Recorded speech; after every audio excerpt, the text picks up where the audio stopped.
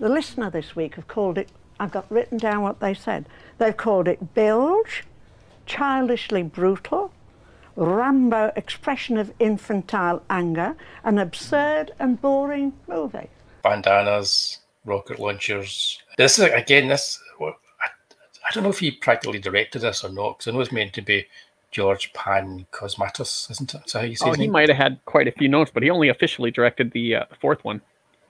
Yeah, I think he had a good hand in 2 and 3. Because he wrote them all, or he co-wrote them all. Yeah. I'm basing this on the fact George Pancosmatos, he made Tombstone. Mm-hmm. And unofficially, Kurt Russell did most of the direction on that. It's just the director that babysits the cast. Yeah, I was just wondering. But no, he's made good movies. He has made good movies as well, other than that. But I just thought to myself, I wonder if this is where it started. We realised that, just like the actors, they know what they want. Just thinking out loud here, But yeah, this film, again, is okay. It's kind of like the Bond franchise, but instead of changing the actor, they just change the character. But they keep the actor and they keep all the kind of tropes, A little bit. Yeah, that's what it feels like. So this is like your big uber sort of action movie from the 80s. And even the supporting cast, it's like the way they choose the supporting cast is almost, it's like a cast for like a 1970s TV show compared to a 1980s TV show. That's the difference. So we get people like Martin Cove from The Karate Kid appearing in this, and they look dead 80s. And they don't look realistic as mercenaries or realistic as soldiers. Had Charles Napier, didn't it? Everybody knows Charles Napier. He's always the douchebag country guy. Yeah, and he's really good at that. So he's playing to his type here. So in that respect, it's almost a little bit Chuck Jones. It's a little bit Looney Tunes already with the casting. Right. And Richard Crenna kind of stands out when he's with these people because it's almost as if you've been plucked from the first movie and he's wandering about aimlessly, wondering what he's doing, surrounded by this cartoon. But it works. It works. What was the moment in this then that was the funny moment for you? Oh man, there's the scene where he's with the girl and she's like, "Could you take me to America with you? And we'll have a good life." And he's like, "Yeah, I'll take you." And then she gets up and stands up and then bang, she's shot right there. No. Yeah, that's pretty funny. It's a sweet dramatic moment, and then she just gets up and shot. And she would have been fine if she hadn't asked to go to America. I couldn't help but laugh. I wasn't supposed to be funny. It was just the terrible timing of it. Like this, like how it's like, oh, we're gonna, like those war movies where you're holding your friend and they've just been shot, and you're all like, we're gonna get you better. Oh man, I'd like to have a farm. Yeah, I'd like to have a farm with a dog. Yeah, we're gonna get you that farm, buddy. And then he just dies right there. And it's like, no. For me, the first scene where I started laughing in the cinema was where you get the close up of his biceps and he's sharpening his knife. Right. And I thought that was funny. And I thought, oh, this is funny, but this is going to be a fun film, this, because I thought it's obviously it's self-aware. I don't know if it was self-aware, but I think, that the whole kind of like macho kind of thing. And then the scene where he jumps out and he gets caught and he starts slamming against the side of the plane. Mm-hmm. I thought that was hysterical when I saw it in the cinema. I'll be honest, nobody else did apart from my mate that was with me watching it at the time. Well, no. Because there was a lot of the stuff that was meant to be hugely dramatic I found quite funny. Well, the other part wouldn't have been so funny if they would have given it a little time to breathe, if they would have given a few scenes between them, having them build a little more of a bond. But the fact that they're like, yeah, we'll go. And then she just stands up and gets shot. It's like, no. And then they bring in Steven Berkoff as the evil Russian. Right. And to me, again, that said, oh, this is you're supposed to be having a good time. You're supposed to be laughing with this movie because he's always over the top and it's good value, because the same in Octopussy where he played practically the same character, only dialed up to 11. And yeah, so I'm not sure if it was meant to be funny or they knew people would laugh at some of these things. But no, I think it's a 2020 situation where we look back and we see all of the stereotypes. It's like I'm not sure what it must have felt like, but watching The Godfather, when they bring that flak jacket with a fish in it, and they're all just like, "What does this mean?" It means he sleeps with the fishes. Yeah. Might have been a serious scene back then. I laughed my butt off when I saw that. It's how ridiculous it was. Cliche now, but not then. Yeah. Yeah, I think these ones, I think they do. I think it's fine to laugh at them because it can go either way, and I think they know that when they're making it. These are kind of the start of the roller coaster action movies too, where it was like, how big can we make these explosions? How many cars can we destroy? You know, like. And James Cameron was involved in the writing of this one. Oh yeah, you can tell that. Yeah, but this is pre-Avatar Cameron though. Yeah, he believes it'd be a much better movie if he'd made it though, less jingoistic and whatever. Although I think the politics of it are quite interesting. He was building body counts like they were high scores back then. Oh, totally. I never played the video game for this. There was a video game, wasn't there? There was an NES game which was based on the second one here, this one, and then there was I think a Sega Genesis game that was based on the third one. Cool. Yeah, this NES one was like it was like a Zelda 2 clone. So Dave's saying they missed a massive opportunity not having JCVD as a main villain in a Rambo movie. Yeah, about this time they could have paid him in coke, but I don't think his ego would have allowed it. Although as Demon, as he points out, he was great in Expendables. So good in Expendables. So good indeed. One of my favorite Van Damme roles. Yeah, I think James Cameron wrote it and then Stallone took it and did his usual rewrite. Yeah, they've got a co-writing credit. Yeah. I think, So, but first draft, second draft. Together. Funny, Dave mentions Van Damme because there are connections in these movies coming up in a wee second. I like this film. I think it's one I can go back and watch over and over again. So today I knew I was going to have to miss one out, and I thought, well, I miss it Rambo because I've seen it that many times, you know. And I thought, no, I actually kind of enjoy this film. It's like it's so over the top, it's so cartoony that it just kind of works. And I think my problem with it is just they move too fast on stuff. You have these really dramatic moments, and they just like, okay, let's move to the next scene. You know, like the fourth one and the fifth one, they had a few seconds for him to breathe and think about how terrible things were. Yeah, and you got to sit there with him, like, you know, like a friend that just had a family member that died, and you're sitting with them while they feel bad. The only quiet moment is at the beginning where Richard Crenna's talking to him through the kind of the fence, and that asking him to come on this mission, and he's like, "This time do we get to win?" Yeah, you know, and that's funny. Actually, that's the first funny part in the movie. I forgot that is actually funny. That should have been the tagline for the movie this time. We get to win. So as soon as you realise that's the movie, it doesn't bother me that there's no real kind of character development or anything else. It's just about. Oh, I just thought it was like I don't know if you'd say ham-fisted in the execution, because there were scenes in here that like could have had an impact, but they really didn't, because as soon as there's an emotional thing, it's severed really fast by like something else that's happening over there, kind of thing. He blows that guy up with an explosive arrow. That's good enough for me. That was the finale. That was good enough for me. No, that's the helicopter.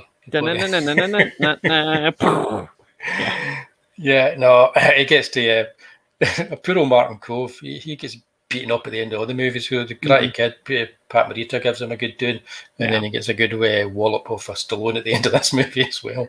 No, it's a fun movie, and for people that like the stereotypical 80s action movies, like the stuff that the Last Action Hero was lampooning. Yeah, this is a good one for. Yeah. But in terms of what Rambo has become and what he was in the first place, that's a good point, though, because you're saying there that this is perfect for the kind of movie that the Last Action Hero was lampooning. That was the problem with the Last Action Hero, was this film was lampooning itself, even if it didn't know it at the time. Last Action Hero was way ahead of its time, too. Yeah. If I was to put together like a top 5 80s action movies, this would be one of them. Okay. Above any of the other Rambos, because this is more kind of like what 80s action movies were like. And to me, they had less depth than 70s action movies. So this is what made, I think, Schwarzenegger do Commando. Yeah, another good one. But yeah, I did mention Van Damme connection. So Rambo 3. But this was co-written by Sheldon Lettich, who wrote AWOL or Lionheart and a number of other movies that Van Damme made, especially in his early days. He was one of the writers on this. This is my least favourite Rambo movie. Yeah, it's the Rambo. It's the Rocky 5, I think most people consider. Yeah, it's got stuff in it that on its own you quite like, but There's other stuff that's just it's trying too hard to be an epic, and I think he was at his most narcissistic at this point. It was all about him, Stallone. Probably you true. know, yeah. And this is before he had a fall down in his career, because he had a couple of them before he reinvented himself. Yeah, and it just didn't really work for me. I mean, originally it was meant to be. It's got a great opening. I like the opening. Oh, yeah. I like the stick fighting, and there's definitely bits in it that are good, and I laugh every time. That kind of made me laugh a little bit, like how dramatic they were putting on his gloves. Like, yeah, I know. And, you know, like, you'd have to have him tightening his thing, and it was very, like, you know, get ready for action. There is lots to enjoy here, but it's a bit like, again, as a Bond analogy, it's a wee bit more of a View to a Kill than The Spy Who Loved Me, you know. Everything's there, but it's just not all holding together the way that it should do. This is where Rocky and Rambo crossed, this opening. Yeah, it doesn't have a particularly memorable villain either. It's got, I mean, the guy's okay, but he's no Steven Berkoff, so he comes in for the one kind scene. Of a generic Russian bad guy with stereotypical accent. Yeah, it doesn't, and all the Russians are just big burly guys. Yeah, it was supposed to be directed by Russell Mulcahy off of the success of Highlander, and that's the Rambo film I want to see. It's Peter McDonald that ended up directing it.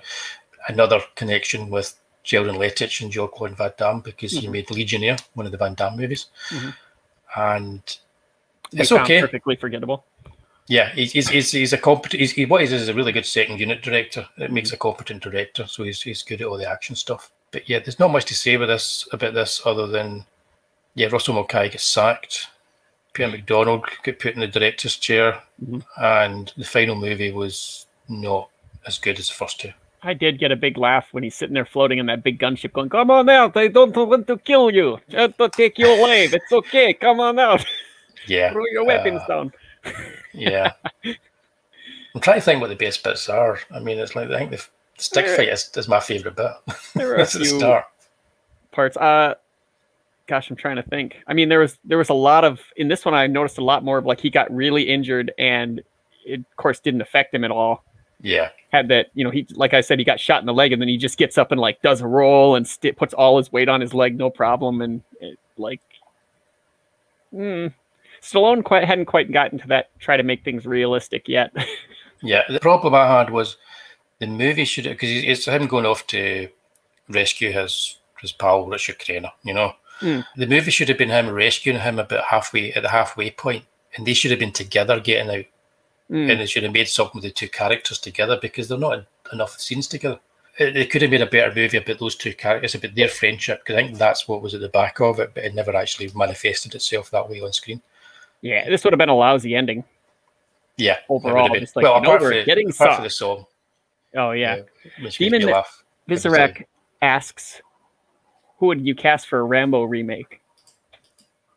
Oh, that's a tough one. I don't think you should remake them. I think it's kind of like Rocky. I don't think you could. Totally unknown. Yeah, I think if you're going to do that, it would have to be a totally unknown. I would probably go with I don't know. He's supposed to be partly Native American, isn't he? Aren't you going to say The Rock? No, Wes Studi. Yeah, I would go back. See if you could get somebody like a young Wes Studi, that'd be perfect. Somebody it has to be somebody that looks dangerous when they don't do anything. But yeah, I don't think I mean, let's be honest here. There's no young people in Hollywood right now that could play any of these kind of roles. Well, I mean, they could get in shape and be in the movie. I'd like to see a Scott Eastwood Dirty Harry remake. That'd be interesting. Yeah, I'd like to see Scott Eastwood get his own character or something to play. Yeah, yeah, but it's like, that's an interesting one. He's still there's playing, an interesting one. There you go. He's still paying his dues. Frank Grillo. Yeah, I can see that. But I don't think any of them would be Rambo. I think Rambo comes from. They did do a remake. It was in India, I believe. Right, you wouldn't get this one, Statto. No. You need to Google Pat Sharp. Yeah, you just need to dye his hair, wouldn't you? Tom Hardy, yeah. I think Tom Hardy's about the only guy that looks dangerous enough to play anybody. Yeah. He's also not a pretty boy. It's like there's just so many actors are just pretty boys now. I'm sure Charlie London would go Tom Hardy too. Oh yeah, totally. Yeah, you should probably have that.